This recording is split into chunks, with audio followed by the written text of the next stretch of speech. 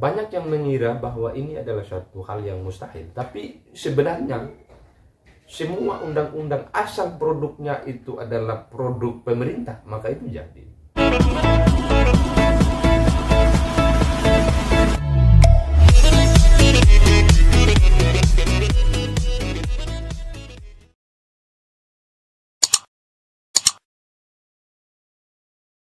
Oke, baik, bismillahirrahmanirrahim. Assalamualaikum warahmatullahi wabarakatuh. Selamat berjumpa bersama saya Hendry Majid. Pertama-tama saya menyapa kepada semua kalangan akademisi, pada semua kalangan praktisi, dan kepada semua pemuda-pemudi Indonesia dimanapun Anda berada. Pada konten saya kali ini, kawan-kawan semua, saya akan membahas mengenai pemerintah dan DPR telah bersepakat untuk mencabut rancangan undang-undang pemilihan dari program legislasi nasional, prolegnas. Itu yang menjadi menarik kalau kita bisa pahami, kalau kita bisa kaji dari semua hierarki dan juga semua instrumen yang ada di Republik Indonesia ini, bahwa ada hal-hal yang memang disengaja untuk ditutupi oleh rezim Jokowi dan juga Ma'ruf Amin untuk menyelesaikan semua pokok persoalan yang memang menurut mereka adalah suatu aib dan juga sebagai suatu hal yang mematikan pergerakan politik mereka. Pendekatan, saya berpendapat bahwa ini adalah suatu langkah politik yang ditempuh oleh Jokowi dan juga sebenarnya ini adalah langkah politik dari PDI Perjuangan melalui Megawati yang takut terhadap pilpres yang akan menjadi pemenang adalah bukan bagian daripada pergerakan politik Megawati dan juga Pak Jokowi, Presiden Republik Indonesia. Tapi tentu itu bisa didiskusikan secara fair, secara dewasa oleh kita anak-anak bangsa, apalagi kepada khusus generasi milenial yang akan menjadi patron pemerintah di tahun 2030 atau sampai ke depan.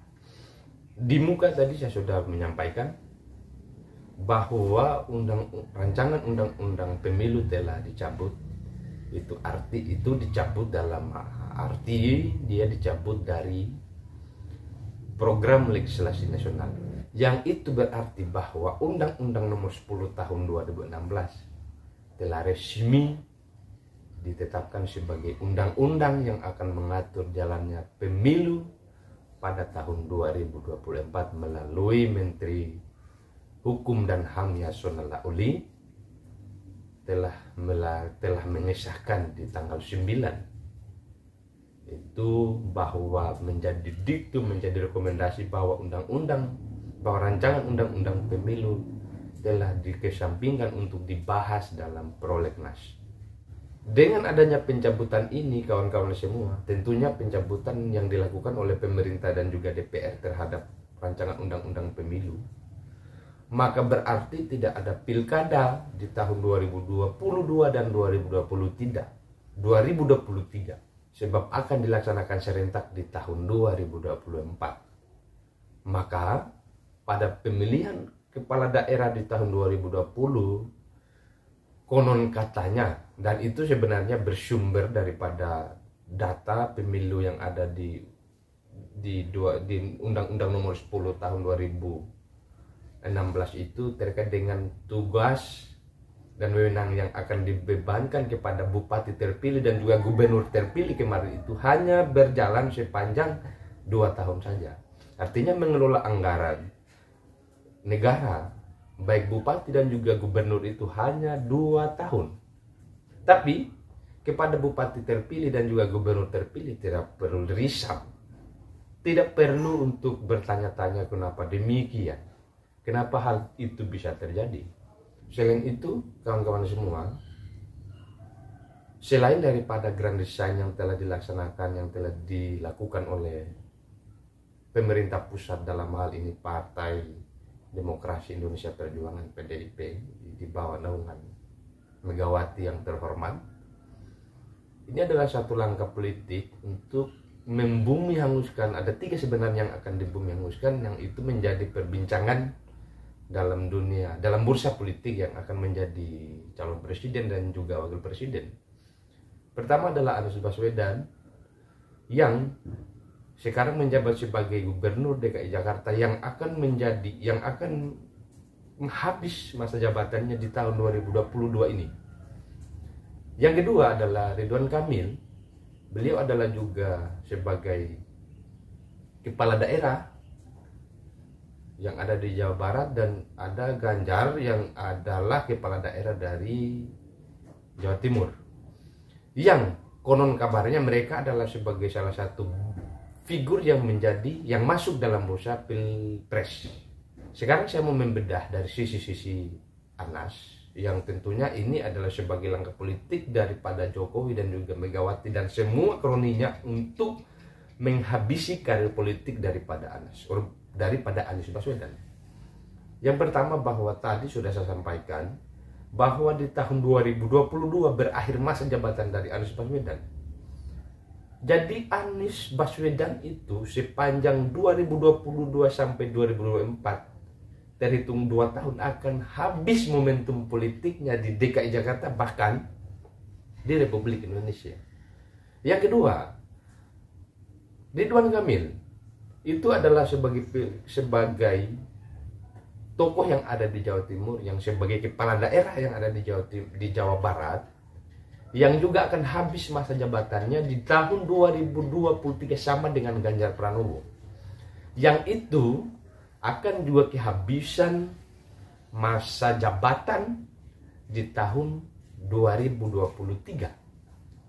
Tapi saya mau kepada Anies Baswedan yang 2 tahun sebenarnya akan menjadi mandek semua orang-orang politiknya, semua langkah-langkah politiknya, karena tidak mengambil momentum dalam membangun narasi misalnya, atau membangun suatu daerah DKI Jakarta misalnya, dan itu akan ketinggalan kereta oleh undang-undang yang telah disahkan oleh pemerintah dan juga DPR ini. Bahwa orang menganggap bahwa ini adalah suatu hal yang sepele, itu boleh. Tapi kalau kita melihat bahwa ini tidak punya hitungan politik sama sekali, maka itu sebenarnya adalah suatu pendapat yang keliru. Banyak bupati, banyak juga gubernur yang sampai hari ini tidak puas, sebab mereka hanya mengelola anggaran itu selama 2 tahun. Tidak dari PDI Perjuangan saja, tapi juga banyak kandidat, banyak juga kepala daerah yang terpilih kemarin meskipun tidak dari partai PDI, tapi mereka juga turut merasakan bahwa kenapa hanya 2 periode, kenapa hanya 2 tahun mengurus dan mengelola anggaran yang APBN telah menyiapkan itu, telah memfasilitasi itu. Lah kenapa 2 periode, khusus yang ada di salah satu kabupaten yang ada di Republik Indonesia, penganggaran telah selesai.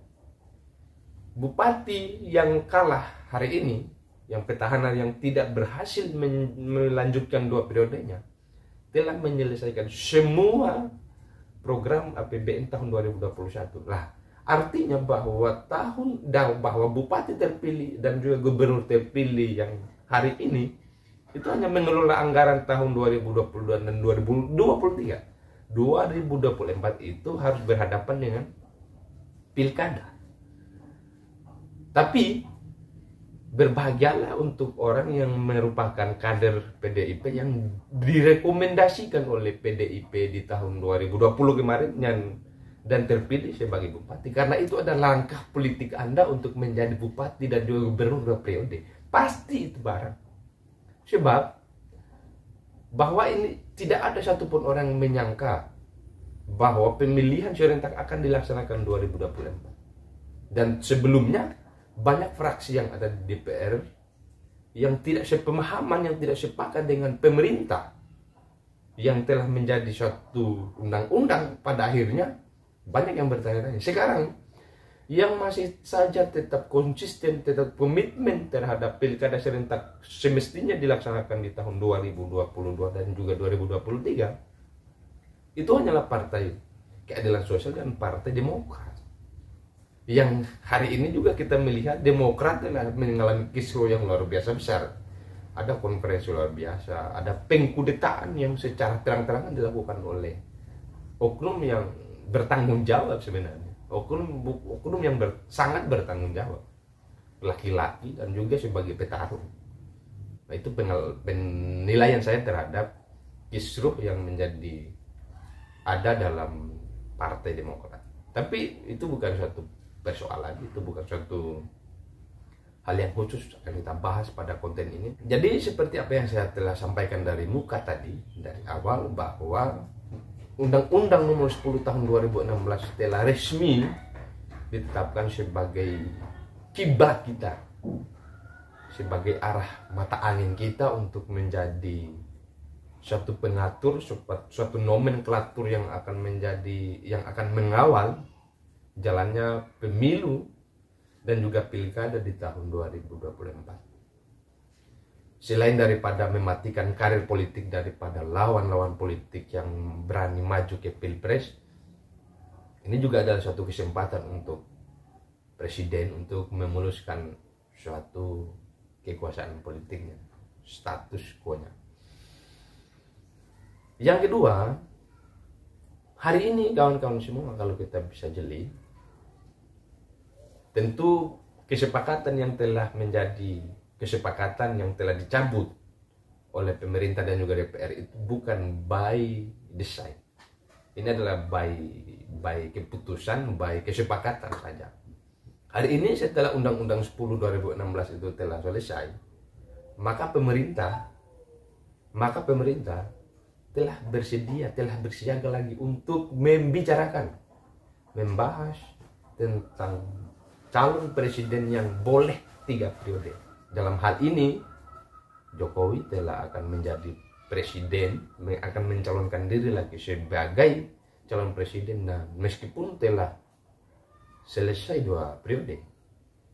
Banyak yang mengira bahwa ini adalah suatu hal yang mustahil, tapi sebenarnya semua undang-undang asal produknya itu adalah produk pemerintah, maka itu jadi. Kita masih diingat dengan rancangan undang-undang tentang RUU-KUHP, tentang rancangan revisi undang-undang KPK, yang hari ini konsisten pemerintah untuk melaksanakan. Nah, sekarang datang produk dari pemerintah untuk melaksanakan pemilihan presiden itu boleh yang telah menjadi presiden untuk 3 periode. Nah, ini sangat menarik kawan-kawan semua untuk kita diskusikan. Saya membaca bahwa ini adalah satu langkah politik Jokowi untuk memanfaatkan kekuasaan yang ada. Tak bisa dipungkiri bahwa orang yang menjadi presiden itu adalah orang yang sebelumnya taat dan merupakan orang yang mengendalikan suatu kekuasaan. Misalkan di zaman Pak Jokowi, dulu beliau adalah sebagai wali kota Solo, lalu maju sebagai gubernur DKI Jakarta dan terakhir jadi presiden. Lalu yang periode keduanya itu juga adalah sebagai presiden apalagi. Jadi orang yang maju dalam Republik Indonesia, asal kita adalah berasal dari kekuasaan, adalah produk dari kekuasaan, maka itu jadi. Sama dengan Pak SBY yang dulu menjadi juga presiden Republik Indonesia 2 periode, itu berangkat daripada bahwa Pak SBY adalah orang yang menguasai atau orang yang ada dalam sistem kekuasaan. Beruntung Pak SBY dibesarkan oleh si Taufik Kemas, suami daripada Megawati, yang mengatai SBY adalah kambing. Pada saat itu beliau terkenal, beliau beruntung karena dibesarkan oleh hanya sebagai kalimat bahwa SBY adalah kambing.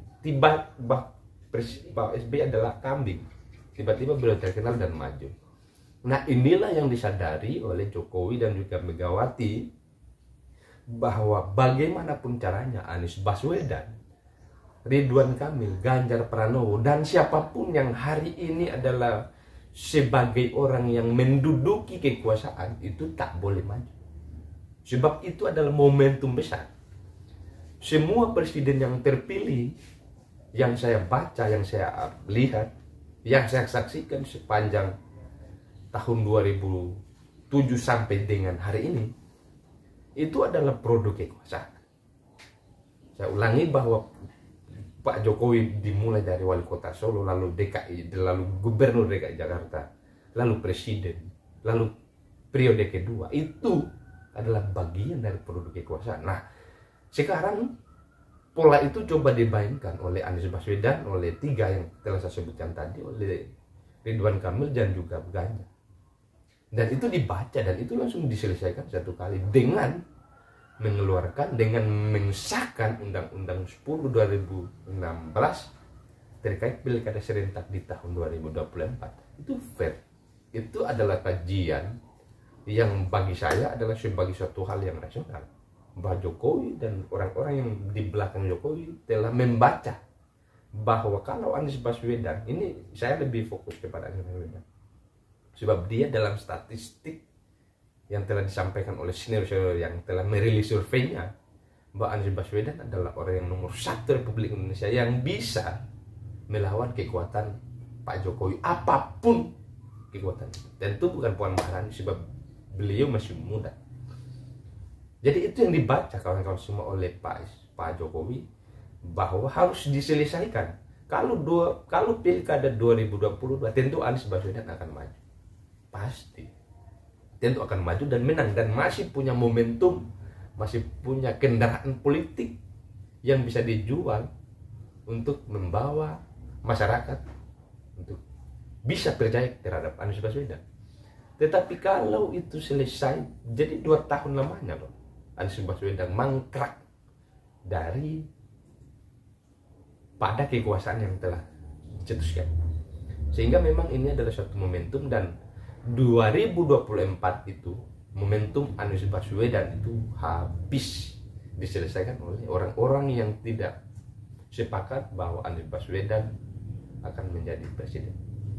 Demikian apa yang saya bisa sampaikan, bahwa sekali lagi saya sampaikan kepada bupati terpilih yang dari PDIP dan juga gubernur yang terpilih dari PDIP, ketika ada satu kisruh bahwa pilkada akan dilaksanakan serentak dan hanya 2 periode mengelola anggaran, itu nggak usah dirisaukan, nggak usah dipersoalkan, nggak usah menjadi beban. Silakan Anda bergerak, silakan Anda berjuang, silakan Anda tertib terhadap partai, tunduk patuh Anda pada partai PDI, ya, partai Anda partai yang membawa Anda menjadi bupati, maka pasti akan ada 2 periode. Saya pastikan itu jaminan dari Hendrik Majid kepada bupati dan juga gubernur yang dari PDIP, yang direkomendasikan oleh PDIP, bahwa tidak usah risau dengan anggaran yang hanya 2 tahun kepengurusan, sebab Anda pasti akan 2 periode, pasti. Selain itu, bahwa yang tidak dari PDIP Perjuangan, yang dari Golkar, yang dari PKS, yang dari manapun yang bukan dari PDI, ini adalah rapor Anda. Ini adalah sebenarnya duka Anda. Untung Anda pada saat ini sudah menjadi bupati 2 periode atau gubernur 2 periode. Kalau tidak, ya Anda harus pintar-pintar untuk direkomendasi oleh partai, oleh PDIP sebagai calon bupati dan wakil bupati, dan calon gubernur dan wakil calon gubernur tahun ke depan. Sebab Palu ke depan itu ada tergantung daripada partainya PDIP, partainya Megawati. Semua produk hukum yang terjadi hari ini, yang diteken oleh pemerintah, yang disahkan oleh DPR, itu tidak lain dan tidak bukan adalah bagian desain untuk mempertahankan status quo dari partai yang hari ini adalah partai penguasa. Demikian apa yang saya bisa sampaikan pada konten saya kali ini. Lebih dan kurangnya mohon dimaafkan. Wassalamualaikum warahmatullahi wabarakatuh.